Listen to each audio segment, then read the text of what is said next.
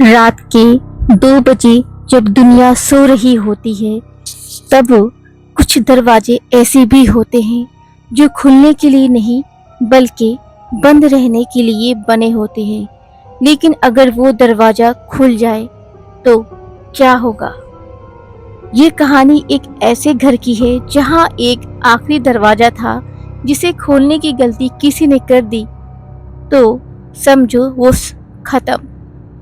अमित और उसकी पत्नी नेहा शहर की भीड़ भाड़ से दूर एक शांत जगह पर रहने का फैसला करते हैं। उन्हें जंगल के बीचों बीच एक पुराना घर मिलता है, एकदम सस्ते में। लेकिन अजीब बात ये थी, घर का मालिक कहता था घर ले लो, लेकिन एक बात याद रखना, नीचे वाला कमरा जो थोड़े दूर पे है उसे कभी मत खोलना। अमित हंसता है, आज के ज़माने में कौन भूत प्रेत पर विश्वास करता है, और वो घर खरीद लेते हैं और दोनों ही बहुत खुश रहते हैं। पहली ही रात नेहा को अजीब आवाज़ें सुनाई देती हैं, जैसे कोई धीरे धीरे दरवाज़ा खटखटा रहा हो। ठक ठक ठक। नेहा डर जाती है। वो अमित से कहती है, अमित कोई नीचे है। अमित नीचे जाकर देखता है, लेकिन वहाँ कोई नहीं होता, बस एक पुराना लकड़ी का दरवाज़ा जिस पर जंग लगा ताला लगा होता है। हर रात वो आवाज़ तेज होती जाती है।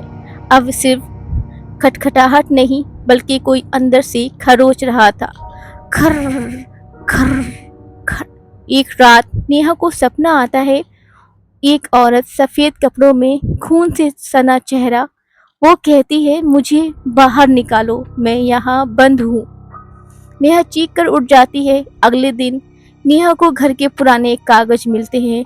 उसे पता चलता है इस घर में पहले एक परिवार रहता था। उनकी बेटी अचानक गायब हो गई थी। लोग कहते हैं उसे उसी कमरे में बंद कर दिया गया था और फिर वो कभी बाहर नहीं आई। एक रात अमित नशे में होता है। वो कहता है, आज देखता हूँ क्या है इस दरवाजे के पीछे जिसने हमारी जिंदगी को खराब करके रखा है। नेहा रोकती है, लेकिन अमित ताला तोड़ देता है। दरवाजा धीरे से खुलता है। अंदर घना अंधेरा होता है और ठंडी हवा। अचानक से अंदर से एक आवाज़ आती है, तुमने मुझे आज़ाद कर दिया, शुक्रिया अमित। कमरे के अंदर एक परछाई खड़ी होती है। धीरे धीरे वो सामने आती है, वही औरत जो नेहा के सपने में आई थी, लेकिन इस बार उसका चेहरा खून से सना हुआ नहीं था। इस बार उसका चेहरा दूसरा था। उसकी आंखें बिल्कुल काली थी, चेहरा सड़ा हुआ था। वो हंस रही थी, अब मैं अकेली नहीं रहूंगी। अचानक वो अमित पर झपटती है। अमित चीखता है और दूर भागता है। नेहा भी दूर भागती है, लेकिन अमित चीखता है, लेकिन अचानक से अमित गायब हो जाता है। नेहा भागने की कोशिश करती है, लेकिन दरवाजे अपने आप बंद हो जाते हैं। हर तरफ वही आवाज़, अब तुम्हारी बारी है। नेहा रोते हुए कहती है, मैंने कुछ नहीं किया, लेकिन वो आवाज़ गूंजती है, तुमने दरवाज़ा खुलने दिया। अगले ही पल अंधेरा छा जाता है। कुछ दिनों बाद लोगों को वो घर फिर से खाली मिलता है। अमित और नेहा दोनों गायब होते हैं, लेकिन अब वो दरवाज़ा खुला रहता है और रात को उसमें से 2 आवाज़ें आती हैं, एक रोती हुई, दूसरी हंसती हुई। अगर आप भी ऐसी डरावनी कहानियाँ सुनना चाहते हैं तो हमारे चैनल वीरानी रात हॉरर स्टोरी को सपोर्ट एंड सब्सक्राइब जरूर करें। और याद रखें, हर दरवाज़ा खोलना ज़रूरी नहीं होता, कुछ दरवाजे मौत की तरफ ले जाते हैं।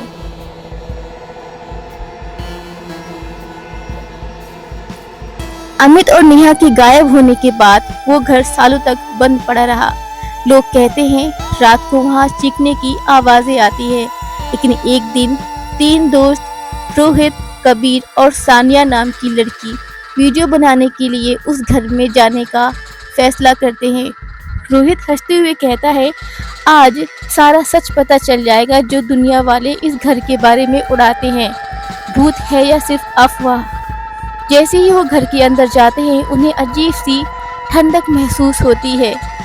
सानिया धीरे से कहती है, यहाँ कुछ सही नहीं लग रहा। तभी दरवाजा अपने आप बंद हो जाता है धड़ाम से और तीनों डर जाते हैं। कबीर कैमरा ऑन करता है। जब वो फुटेज देखता है तो उनके पीछे एक काली परछाई खड़ी होती है, लेकिन असली डर तब होता है जब वो मुड़कर देखते हैं, वहां कोई नहीं होता। रोहित कहता है, चलो नीचे चलते हैं। वो उसी कमरे तक पहुंचते हैं जहां वो आखिरी दरवाजा था, लेकिन इस बार दरवाजा पहले से खुला था। अंदर से आवाज आती है, और लोग आ गए। अचानक अंधेरे से कोई बाहर आता है। वो अमित होता है, लेकिन अब वो इंसान नहीं रहा। उसकी आंखें पूरी काली हो चुकी है और उसका चेहरा एकदम डरावना हो चुका है। वो धीमी आवाज में कहता है, तुम लोग भी यहीं रहोगे। सबसे पहले कबीर गायब होता है, सिर्फ उसकी चीख सुनाई देती है। फिर सानिया, जिसे अंधेरे से घसीट लिया जाता है। अब सिर्फ रोहित बचता है। वो भागने की कोशिश करता है।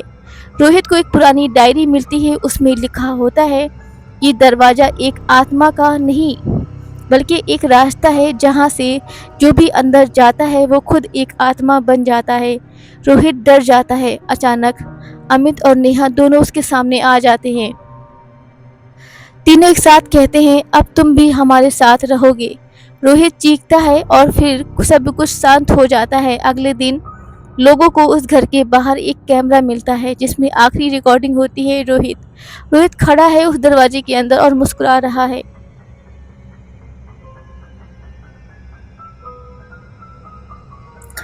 रोहित, कबीर और सानिया के गायब होने के बाद वो घर और भी खतरनाक हो चुका था। लेकिन कुछ महीनों बाद 4 और दोस्त, अर्जुन, विक्रम, पूजा और राधा, एक चैलेंज के लिए उस घर में जाने का फैसला करते हैं। अर्जुन कहता है, आज हम सच कैमरे में कैद करेंगे। जैसे ही वो अंदर जाते हैं, घर पहले से ही अलग दिखता है। दीवारों पे खून के निशान और हर जगह अजीब से सिंबल मिलते हैं। पूजा डरकर कहती है, ये जगह जिंदा है। तभी दरवाजा अपने आप बंद हो जाता है। अचानक राधा को अपनी माँ की आवाज़ सुनाई देती है, राधा इधर आओ। वो आवाज़ के पीछे जाती है और अंधेरे में गायब हो जाती है। बाकी 3 घबरा जाते हैं। विक्रम को अचानक अमित और नेहा रोहित दिखते हैं, लेकिन वो इंसान नहीं बल्कि डरावनी आत्माएं बन चुके होते हैं। वो एक साथ कहते हैं, यहाँ से कोई नहीं बचता, यहाँ से कोई अकेले नहीं जा सकता। अर्जुन को वही पुरानी डायरी मिली। इस बार एक नया पन्ना जुड़ा होता है। हर 10 साल में इस दरवाजे में 4 नई आत्माएं चाहिए, तभी पुरानी आत्माएं मुक्त होती हैं। अर्जुन समझ जाता है ये सब एक जाल है। अचानक पूजा के अंधेरे से हाथ पकड़ लेते हैं। वो चीखती है और गायब हो जाती है। अब सिर्फ अर्जुन और विक्रम बचे थे। विक्रम अचानक बदल जाता है। उसकी आंखें काली हो जाती है। वो कहता है, मैं पहले से इनका हिस्सा हूँ। असल में विक्रम पहले भी यहाँ आ चुका था अब, और वो दूसरों को फंसाने के लिए जिंदा रखा गया था। अर्जुन भागने की कोशिश करता है, लेकिन उसे आखिरी दरवाजे के सामने पहुंचाया जाता है। अंदर से आवाज़ आती है, बस एक और हम आज़ाद। अचानक सारी आत्माएं उसे पकड़ लेती और अंधेरे में खींच ले जाती हैं। कुछ समय बाद घर फिर से शांत हो जाता है, लेकिन इस बार दरवाज़ा बंद है और बाहर एक नया बोर्ड लगा होता है, यह घर बिकाऊ है। अगर आप भी ऐसी खतरनाक डरावनी कहानियाँ सुनना चाहते हैं तो हमारे चैनल वीरानी रात हॉरर स्टोरी को जरूर से सब्सक्राइब करें, और याद रखें, कुछ दरवाजे हमेशा के लिए बंद रहने चाहिए। मिलते हैं नेक्स्ट वीडियो में, तब तक के लिए बाय दोस्तों।